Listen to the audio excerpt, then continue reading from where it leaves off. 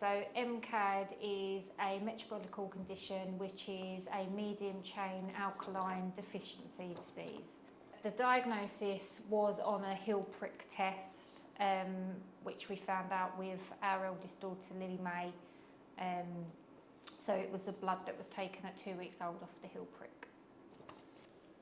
I felt very kind of upset because it kind of stops me from doing things that my friends are able to do, but I learnt to accept it and realised that I just can't change it. Feel when you found out Amber had MCADD? More anxious than I realised, and a bit of that kind of heart pain feeling, heart drop feeling, to know that Amber had MCADD as well, and that it was a condition that she'd have for the rest of her life. My pregnancy with Amber was completely different to my first pregnancy with her older sister, but I didn't know if that meant that Amber was possibly a boy rather than a girl, as we didn't find out, or if that was anything to do with the MCADD. But the pregnancies were different, but later on, after finding out Amber was a girl, did have MCADD, the pregnancy wasn't any different because of the MCADD. What have you been told about your mum's pregnancy with you? What I was told was that they had to choose if they wanted to do a procedure which was a very high risk of miscarriage, and it when I was in the womb. What has been the hardest moment for you as a parent?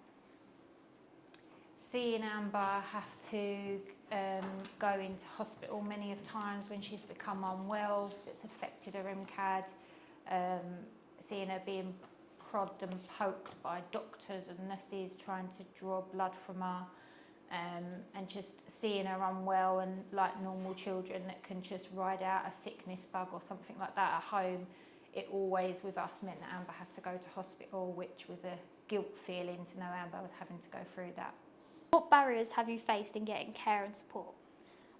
Schools are not very good because they expect you to do everything yourself from a young age as well, when you're kind of not knowing what you're doing, where you're still kind of learning about your condition.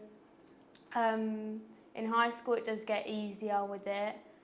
Hospitals have very long wait times, and it can be quite crucial, especially waiting for a long time in triage just to get checked.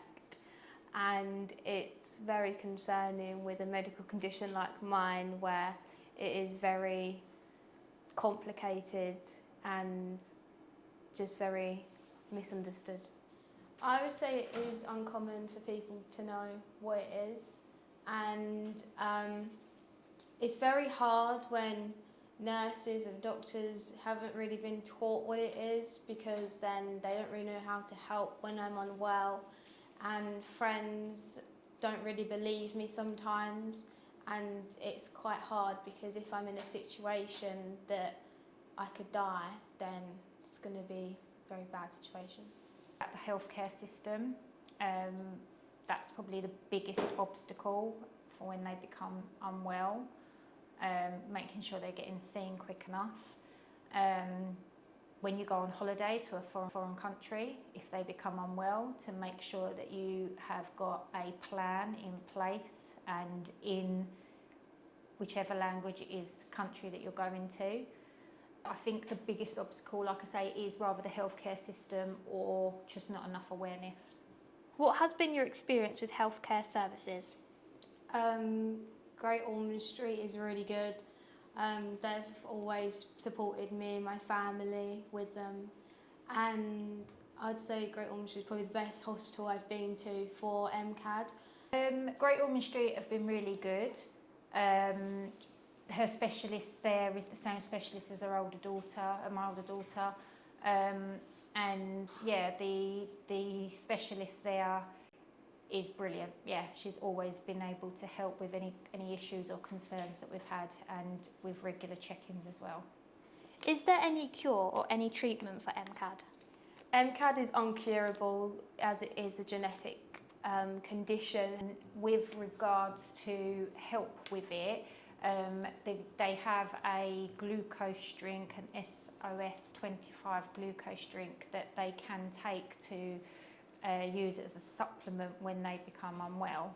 and it's just a little powder in a bag that you pour into a glass, and you just add 250 ml of cold water and just mix it around so that there's no lumps in it.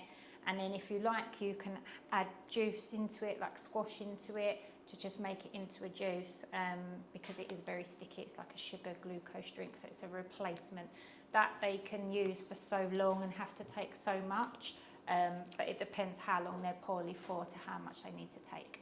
What do people often misunderstand about your condition and you wish they knew? And get it mixed up with diabetes as it relates with sugar levels, as only that is one part of MCADD, it's not the whole thing. So quite a lot of people getting mixed up with diabetes, but I wish that there was more knowledge around it, because it's something that I feel everyone should kind of know about in a hospital care setting. They can grow out of it. They think it's something that only affects them when they're younger, and they think as they get older they will grow out of it, until I have to point out to them that it's genetic, so it's in their DNA. And then a lot of people then refer to it as diabetes, because I explain about blood sugar levels, but that is only one side to MCADD. I think I wish people could realise how life-threatening it is, because it is life-threatening. It is only life-threatening when they're unwell. That is a big part, but they can't fast for any longer than 12 hours. That will never change for the rest of their life. They'll never be able to fast more than 12 hours. And if they do, then it can be life-threatening. They can die in their sleep. So I think the biggest thing for me is people realising how serious it is, but also it's only serious when they're unwell or if they're fast for too long. I would like to see changes in schools when they kind of just dismiss you and say get on with it, because with MCADD it's quite hard to just get on with it. In hospitals, I think it would be so much better if nurses and doctors could admit when they don't know what it is, because it's just very then hard to then get seen quicker. I think it should be something that all doctors have to learn as part of their curriculum to become a nurse or a doctor. I don't think they need to go into massive detail into it, but I do think that especially paediatric nurses and doctors should be aware of MCADD, as those first years are really important. Definitely if the child hasn't been diagnosed, it's really important, and also when they are unwell, if they're fully aware of it, it would make them act faster on the treatment plan rather than sitting in the queue waiting in the NHS system. If you could say one thing to other children in a similar situation, what would it be? And what would you also say to your younger self? To children, I would say that it is scary, but eventually you will learn to accept it and everything will turn all right out in the end. If I could talk to my younger self about my condition, I would probably say not to be afraid in going into hospitals, and that the nurses most of the time know what they're doing when they understand the condition. Let them try all foods like any normal child, but to just be wary of the foods that can affect their medium chain, if they're a medium chain, or if they're a high chain. They will be told what foods to avoid, but to not be afraid to try new foods. But also to just, when they become teenagers, you do have to be a bit stricter with diets and overeating, undereating, alcohol, and things like that. I would say I'm very lucky that I was diagnosed, because it was probably easier when my sister as well was diagnosed with it, and she's older than me. But I'm very lucky that I survived and got help. Yes, definitely feel lucky.